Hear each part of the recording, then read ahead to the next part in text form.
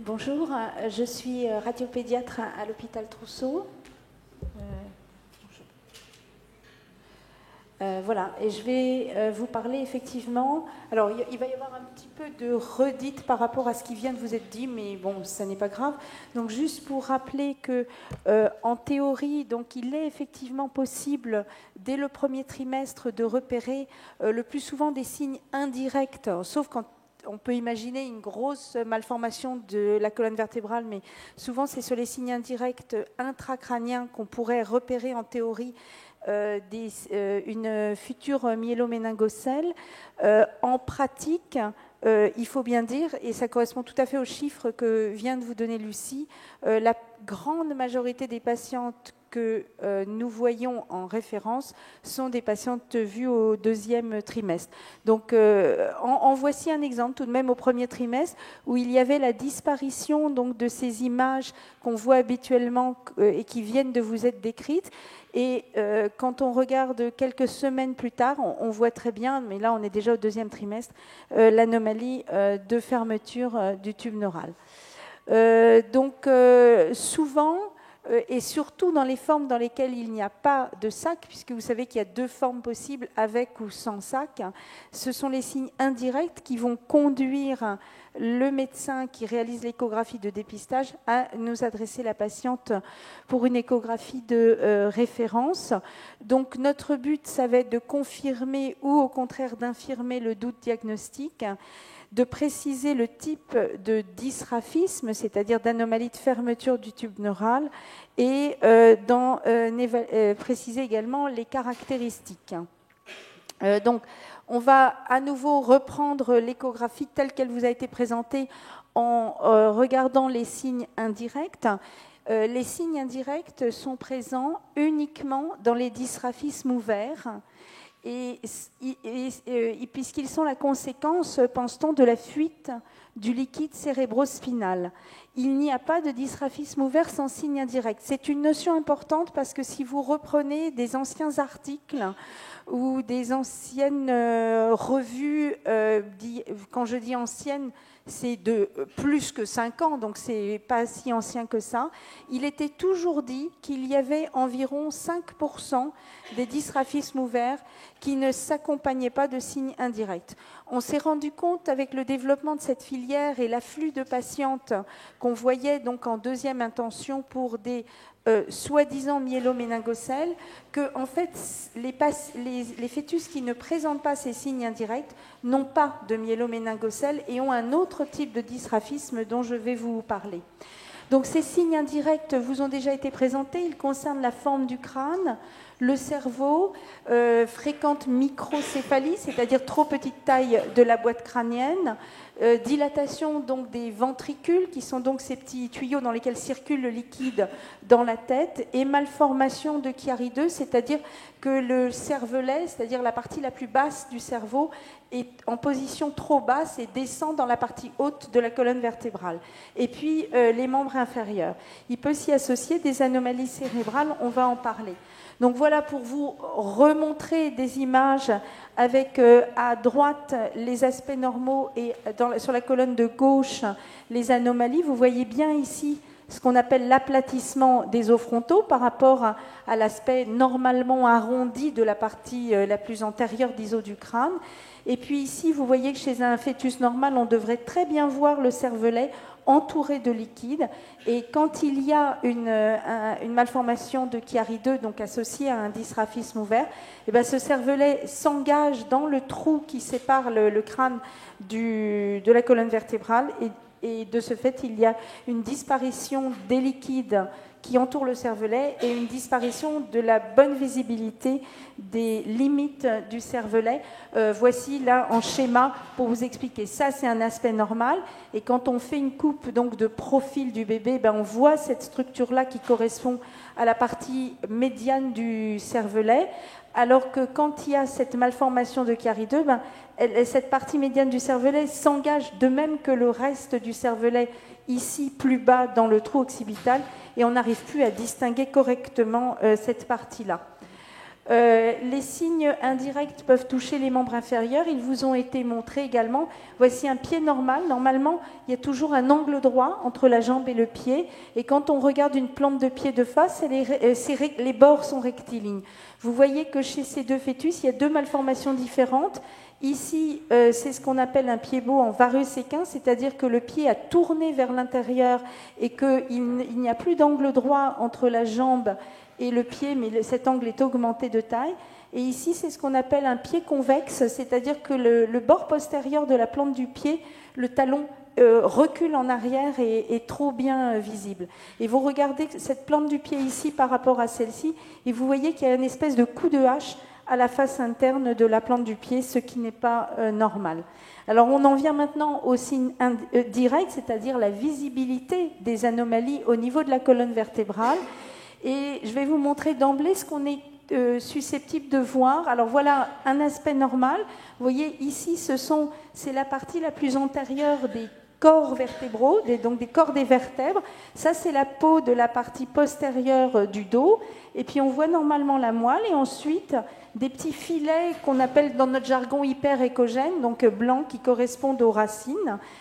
Quand il y a une myéloméningocèle, d'abord, ça, j'ai choisi la forme avec sac.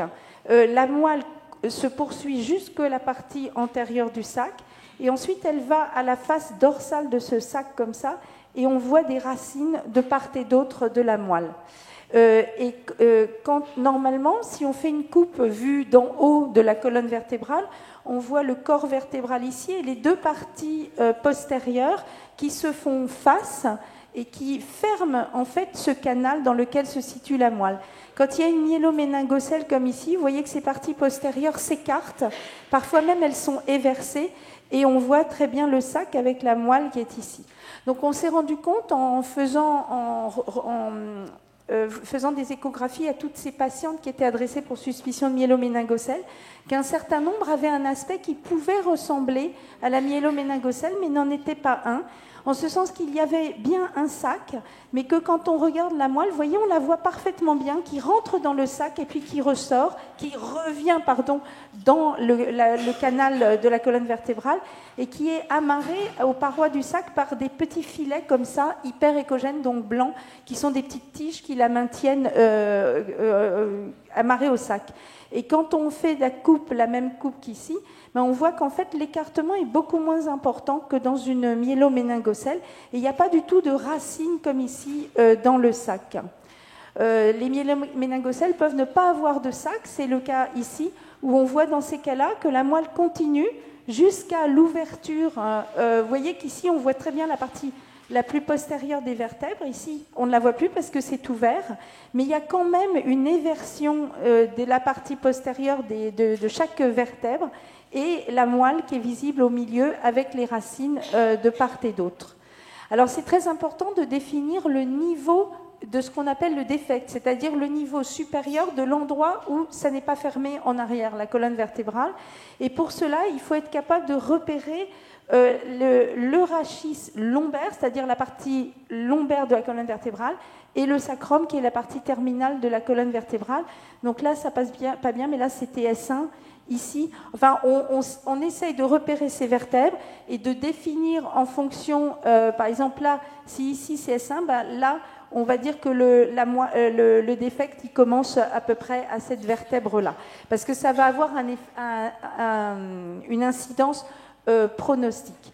Alors on s'est rendu compte aussi que ce n'était pas aussi simple que je viens de le présenter, et qu'il y a des formes frontières et qu'il y a tout un continuum entre ce qu'on appelle, il n'y a pas eu de terme défini en français, c'est limited dorsal myeloschisis. Alors dorsal, ça ne veut pas dire que c'est dans le dos, ça veut dire que c'est postérieur, parce que ça peut être n'importe où au niveau de la colonne vertébrale, et les myéloméningocèles.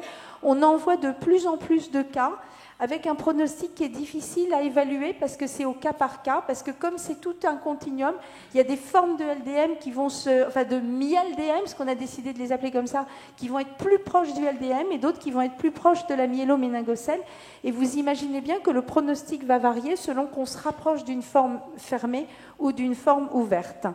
et avec, mais ça, j'en parle pas trop là parce qu'on va vous en parler après, du pronostic. Mais pour vous donner un exemple, et là, je me suis arrêtée en 2017, on pourrait rajouter quelques cas, ça vous donne une idée. Vous voyez, sur les 81 patientes qui avaient été adressées dans notre centre pour myéloméningocèle, donc diagnostic proposé par le médecin qui avait fait l'échographie de dépistage, vous voyez qu'en fait, il y en avait 67 qui étaient vraiment des myéloméningocèles et 14 qui correspondaient à d'autres diagnostics, et pour une grande partie, donc des LDM. Alors, en fait, dans les LDM, il faut mettre aussi les mi-LDM, enfin donc des formes qui n'étaient pas des formes en fait complètement ouvertes, typiques, et quelques autres cas sur lesquels je vais passer. Alors, le rôle de l'IRM, puisque en tant que radiologue, on est amené à faire des IRM de temps en temps à des femmes enceintes, ça dépend entièrement de l'expérience de l'échographiste et des conditions dans lesquelles on fait l'échographie. Vous imaginez bien que si une maman est obèse, on va avoir beaucoup plus de mal à voir tous les petits signes que je viens de vous décrire et toutes les subtilités de sémiologie. Et si le bébé ne montre pas son dos et qu'il a le dos complètement en arrière en permanence, on aura également beaucoup de mal à analyser l'anomalie. Et vous imaginez bien que plus l'échographiste est entraîné, moins il va se servir de ça, en sachant que l'IRM, de toute façon, n'analyse jamais aussi bien que l'échographie le défaut de fermeture du rachis. En revanche, l'IRM va pouvoir montrer des anomalies que ne montre pas bien l'échographie, et notamment ce sont ces anomalies que je vous ai montrées là, qui sont ce qu'on appelle des petites hétérotopies sous-épandymères. Ce sont des petites malformations associées qu'on peut voir le long de la paroi des ventricules. J'ai passé également, parce qu'il peut y avoir des anomalies du corps calleux, qu'on a vu souvent associé à la myéloméningocèle. Le corps calleux, c'est un espèce de pont qui relie les deux moitiés du cerveau, et c'est très fréquent. Dans la moitié des cas, on voit de ces anomalies-là, et on les analyse beaucoup mieux en échographie qu'en IRM.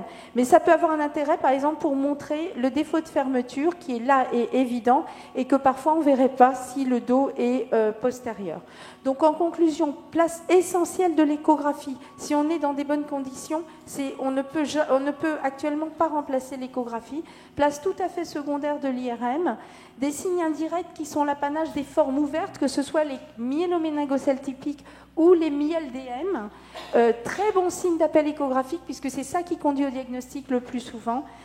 Importance de déterminer le niveau de fermeture du rachis, parce que c'est ça qui va avoir une incidence pronostique, le niveau, plutôt, j'aurais dû dire d'ouverture, à partir d'où c'est ouvert. Importance également pour nous de connaître les signes qui vont permettre en échographie de différencier des dysgraphismes ouverts de dysgraphismes fermés, dont vous allez voir, et vous le savez déjà, les pronostics sont très différents. Je vous remercie.